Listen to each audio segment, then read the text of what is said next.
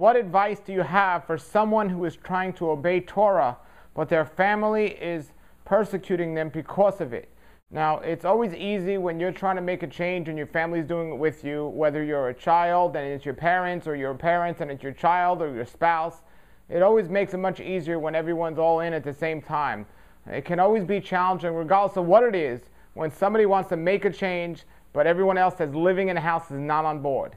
However, when you're talking about Torah or any other type of different spiritual belief, I think it could be even more difficult when the time happens, especially if one person is coming out of something somebody's been doing so long. So if you have two people doing two new things, it's new to both of them. That's not the same as, okay, this whole family's been doing it this way for this many years, and now one part of the family or one person in the family all of a sudden discovers something new, where everyone else has been doing what they've been doing, so they're looking at this person that's doing something new as weird or different or wrong and so on, because this is what they know so much.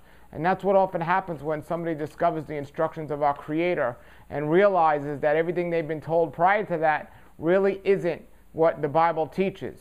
And the question being, what advice do I have for somebody who's trying to obey the instructions of our Creator, known as the Torah, but the family is persecuting them because of it?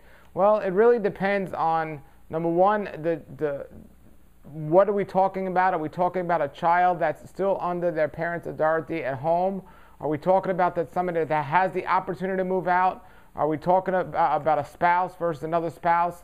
So my answer would be differ in each one of those cases. But I will say when somebody understands or starts to see Torah, it's a common, understandable thing to want other people to see it as well. And just like our Messiah, Yeshua, had waiting for us to come and get it right, well, we have to wait for them to come and get it right without telling them every day that they're wrong or they're going to hell or they're sinning. You know, you can make your opinion known to them maybe once, if at all, and just pray for them. Now, if they bother you for these things, it really comes down to how your family or people living under your roof discusses spiritual things. Do you all have Bible studies each night and look into the Bible, or even once a week and look into the Bible about it? Do you just talk it out, or do you not even mention anything in the house about spiritual things and you leave that for the church setting or something like this? So depending on how the spiritual practices are usually in the house is one way I would look at it. Now, another thing I would recommend is somebody getting, if somebody's in this situation, getting a good DVD or CD by somebody who has a good teaching that you know will reach that other person in your house that hasn't found the understanding of Torah yet, and so on. But really, there's one real good quick answer to this. Just like a Christian is trying to talk to a non-believer, it's the same thing for a Torah person trying to talk to a Christian. They're trying to convince them or to prove to them that they've found the right way according to the Bible way to live. And for me, my answer is just share your testimonial. That's it. And if they don't get it from that, pray for them. If they want to sit down and have a discussion with you and go over biblical things, great. If not, understand.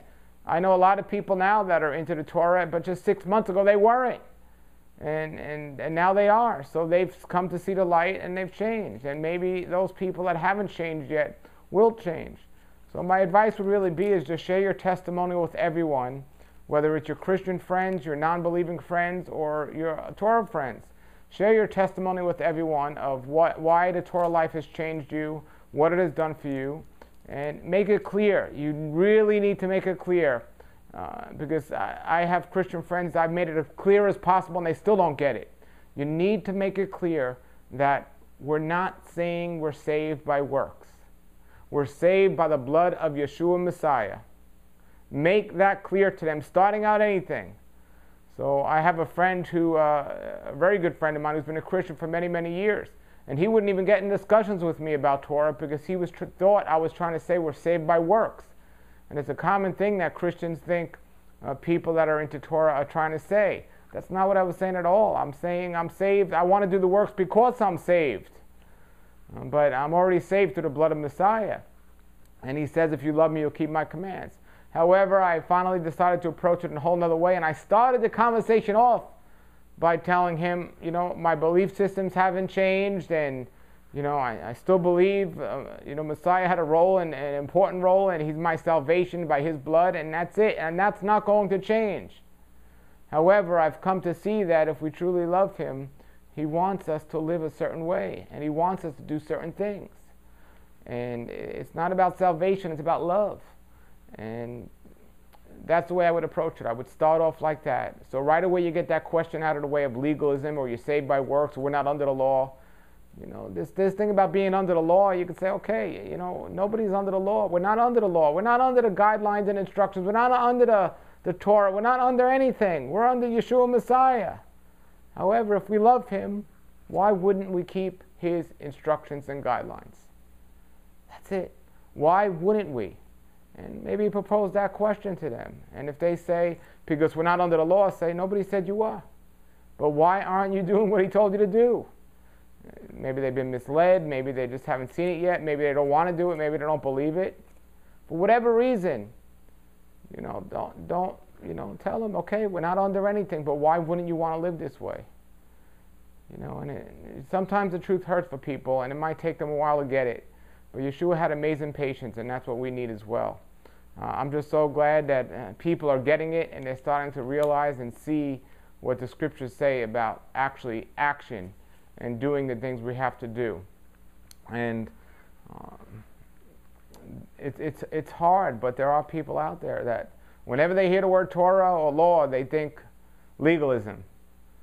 Well, it's understandable, but if you're going to be following the guidelines and instructions, the Torah and the law, without Yeshua, you might as well call yourself an Orthodox rabbi or an Orthodox Jewish person.